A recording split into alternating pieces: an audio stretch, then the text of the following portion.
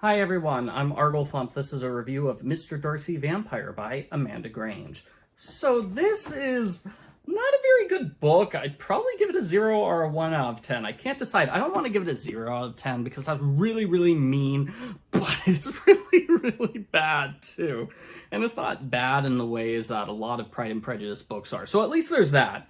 At least there's that. At least this is different and trying to do something different, although I definitely saw more than one reviewer saying, somebody just watched Twilight and then threw it on top of Pride and Prejudice and called it a day. And I've never read Twilight. I haven't read Twilight yet, so I don't know how accurate that is. But this book is just... I have been told I'm too mean in these Pride and Prejudice reviews. Okay, but I use Mr. Darcy as my gold standard. What would Mr. Darcy do? If he would shriek and throw your book in a fire, then it's not a good book. Sorry, it's not my fault. It's Mr. Darcy's fault. This book does at least have the clever joke that Mr. Darcy always wears a cravat because he's got vampire bites on his neck. That's why he wears those fancy clothes. Yeah, I laughed, so the book got 1 laugh out of me. Okay, 1 out of 10. 1 out of 10. So the problem with this book is that it drags out the vampire stuff for too long. So the big reveal is that Mr. Darcy is a vampire. And I guess it's sort of like Twilight too. Like if you don't know the guy is a vampire, then it's like really interesting and mysterious and intriguing. But like pretty much everybody knows Edward Cullen is a vampire, right? Going into reading Twilight. So the same with this book, except like the title is a spoiler. Mr. Darcy's a vampire. That's the big twist at like really close to the end of the book.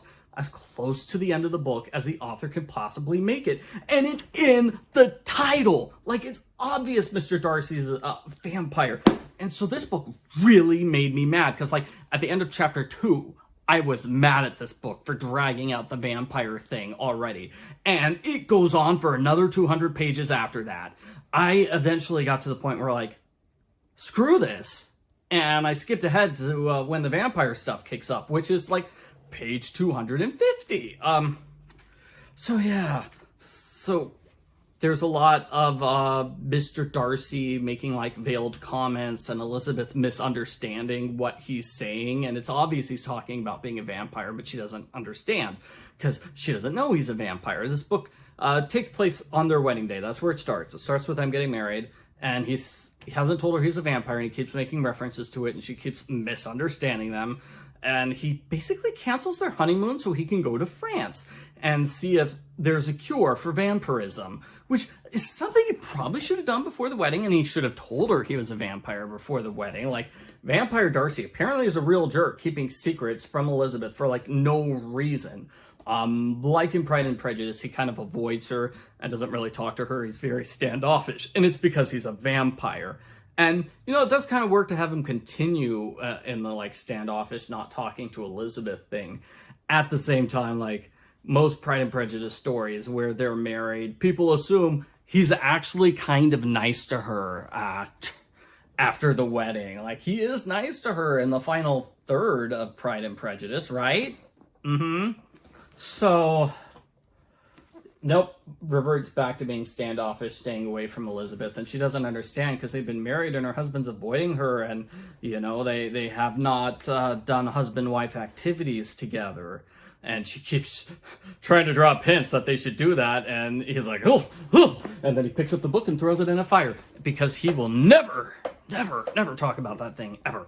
Okay, so, like I said, I skipped 100 plus pages. Yeah, more than 100 pages. So, about page 250, it's revealed he can't possibly keep it a secret anymore because some vampire tries to attack Darcy. No, tries to attack Elizabeth, and so Darcy saves her from this vampire prince, and he kills the vampire prince because he's wearing a cross that she gave him, so it's a symbol of their love, and that gives him literal power to defeat the ancient vampire. That's kind of a cheesy story, and he tells the story of how he can't hide the fact that he's a vampire anymore because he just said vampire murder in front of her, and he explains the story of how he became a vampire. So he's been living for hundreds of years. What happened is that there was an outbreak of plagues, so their father died. He and Georgiana just wandered through the countryside at random, like hiding in barns and stuff like that, and they snuck into this house, which they thought was abandoned. But the owner shows up, and oh no, at the same time, Georgiana gets the plague. So the owner is this nice lady, and she's like, oh no, I see Georgiana is dying of plague. I can cure her by making her a vampire. And Darcy says, fantastic, but if you make her a vampire, I have to be a vampire too, so I can look after her. And so she turns him into a vampire. And I thought it was a rather dull story of how he became a vampire, especially because this vampire lady doesn't really get mentioned again. And he's like, okay, well, every now and then I pretend to die and then come back 10 years later as my son. Yeah, that's it.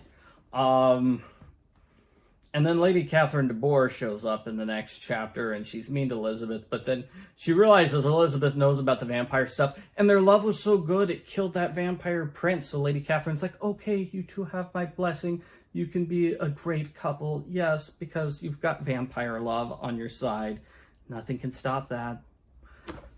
I thought that was really out of character, and I thought you could have done a lot more with Lady Catherine de Bourgh as a vampire. Like, I played the video game Pride and Prejudice Blood Ties. You can check my videos for that. It's not the best game, but really weird vampire story where we have to save Lydia from being turned into a vampire. It was weird. It was weird. But at least that did more with Lady Catherine de Bourgh as a vampire, whereas this one is just Lady Catherine still doesn't approve of Darcy and Elizabeth being married. And the vampire thing is just one more thing on her list of reasons why she thinks they shouldn't be a couple. And I know I was just complimenting earlier how Mr. Darcy is rude and standoffish because that's how he acts in the novel. But in this case, Lady Catherine is acting the exact same way she acts in the novel, even though she's a vampire and she should be totally different. This should have like more of an effect on the story, but it doesn't. She's acting just the exact same way. And so that was frustrating.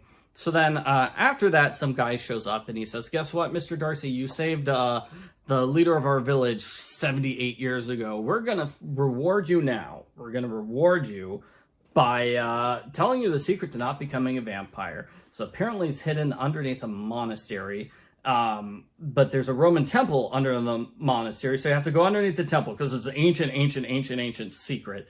And I don't want to say it's silly. It would be really good looking in a movie. But they end in this room, end up in this big cavern, and then 2 lava tubes just show up on the floor, and Darcy's like, he has to make a choice. Does he jump over the tube to his left to grab the magical book, or does he jump to the right to grab Elizabeth? And the only instruction is you have to grab what's true, save what's true. And so he saves Elizabeth because it's true love between him, and boom, that's it. That was the right choice, so he's not a vampire anymore. So he goes out with her into the sun, and he's not transparent anymore, so he's not a vampire, and they can live happily ever after. And I mean, I guess that's mildly interesting, but still 250 pages of just fluff and nothing until the vampire stuff comes into play. So condense the first 250 pages into 1 to 2 chapters, and then this might be a good book. Change the Lady Cat. Yeah, have all the Pride and Prejudice characters actually be in the story instead of just Darcy and Elizabeth dealing with a bunch of vampire strangers. She doesn't know they're vampires, so yeah. And like I said, 1 out of 10. Sorry, I'm so harsh on the vampire. It's in the title. The title says he's a vampire, and you're dragging out the reveal that he's a vampire for 250 pages in a 300-page book. It's